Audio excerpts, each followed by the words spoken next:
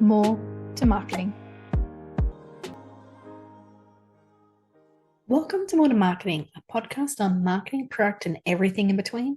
I'm your host, Susan, and today we're going to be understanding market segmentation. What is it? How to help identify your target market, and then what you can do to make sure it's as successful as possible. So, first off, market segmentation is a critical concept in marketing that involves dividing a broad target market into smaller, more manageable segments based on specific characteristics and preferences.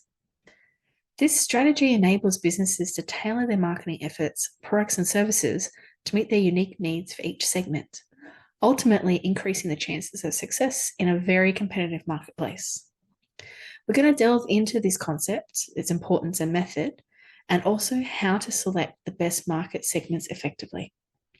So, academia. Market segmentation has a rich academic history, and it roots all the way back to some marketing scholars, such as, everyone should know him, Philip Kotler, and also W. Smith. So Kotler's principle of marketing from the 1980s, which most of the time is most of the textbooks you do have during uni, emphasizes the importance of segmenting markets to create targeted marketing strategies. Smith, in his 1956 article titled Product Differentiation and Market Segmentation: An Alternative to Marketing Strategies, laid the groundwork for the concept by highlighting how market segmentation allows businesses to cater to diverse customer preferences. This is all about working smarter, not harder. But let's go into what is a market segmentation. It's a process of categorizing a heterogeneous market into smaller, more succinct groups called segments. These segments share common characteristics such as demographics, psychographics, behavior, or geographics. The primary goal of segmentation is to identify and understand a distinct customer group to better satisfy their needs and preferences. So you're delivering what they need and want, and you have a product that's very attractive. So let's go into some of the types of market segmentation. Demographic segmentation. This is pretty much where you divide the market based on variables such as age, gender, income, education, family size, all those usual pieces. This method provides valuable insights into consumer behavior and preferences, making it one of the most common segmentation approaches. Particularly if you're looking at doing partnerships or working with others, it really does stand out. Next one is psychographic. Psychographic focuses on the customer's lifestyle attitudes, values, and interests. This method allows businesses to create marketing campaigns that resonate with the customer on a deeper emotional level. So you really are understanding their behavior to be able to give them something that you know they're going to want. The next one is the actual behavioural segment, which is analysing the consumer's behaviour, including things like their buying habits, product usage, brand loyalty, and decision-making processes. It helps businesses tailor their marketing efforts to address specific behavioural patterns. So you can already see how a couple of these can merge together and be used together for segmenting.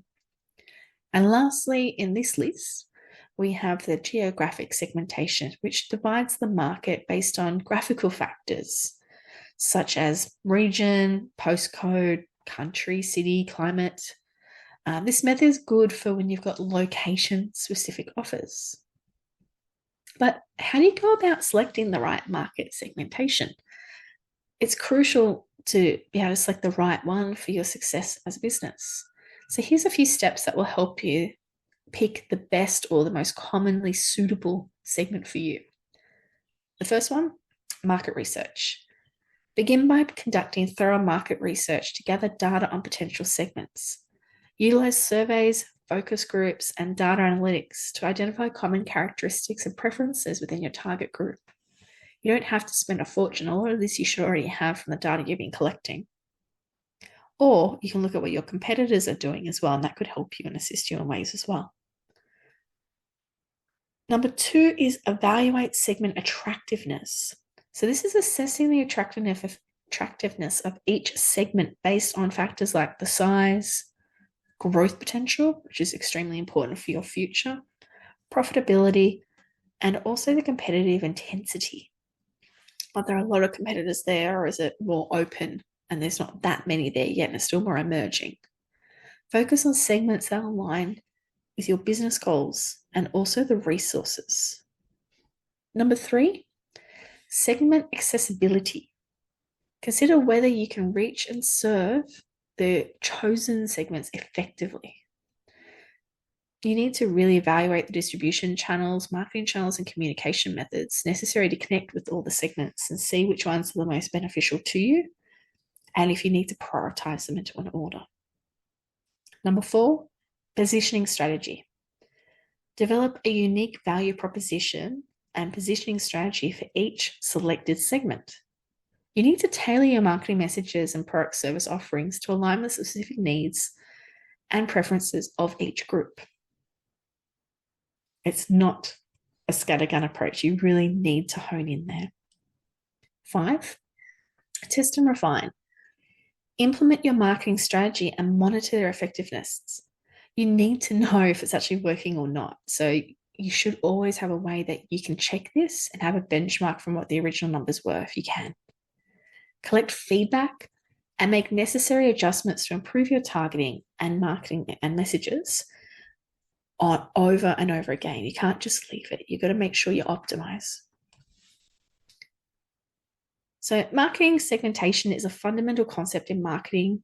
It really does enable businesses to enhance their marketing strategies and better service their customers.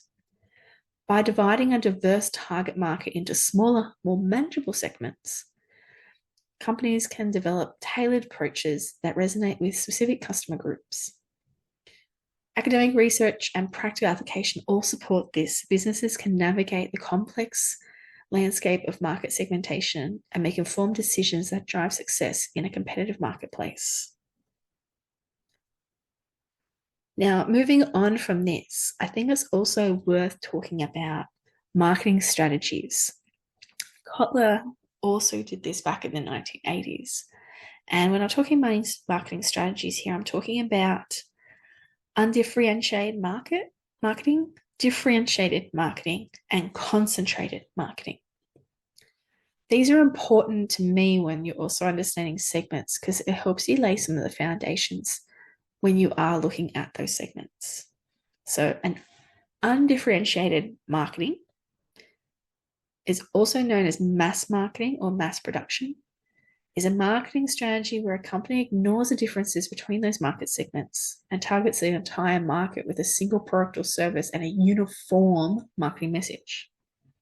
This approach assumes that the needs and preferences of the entire market are relatively similar and a standardized offering that can satisfy most, if not all, customers. Now, in an undifferentiated marketing strategy, there is little to no customization of the products or marketing strategies for specific segments. This strategy can be cost-effective. It can be in terms of production and marketing, but may not be as effective as reaching specific customer needs or maximizing potential market when you're looking at the marketing opportunities. It's often associated with products or services that have a really broad appeal. And examples of this would be your basic types of commodities where you can't really go down to segments. So think about like your salt or your sugar or even toilet paper. That's where an undifferentiated marketing strategy would work with segments.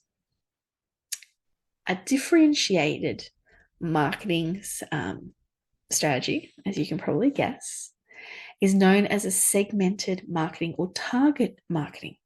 It's a strategy where a company targets multiple market segments with distinct product or services tailored to their specific needs and preferences of each segment.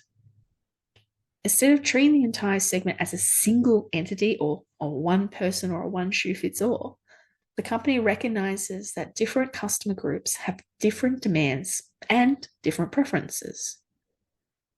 And if you look at the marketing mix, different ways to actually reach them. Differentiated marketing involves creating separate marketing strategies product variations, and or advertising campaigns for each target segment. This approach acknowledges that customization can lead to increased customer satisfaction and loyalty, even though it may involve higher production and marketing costs.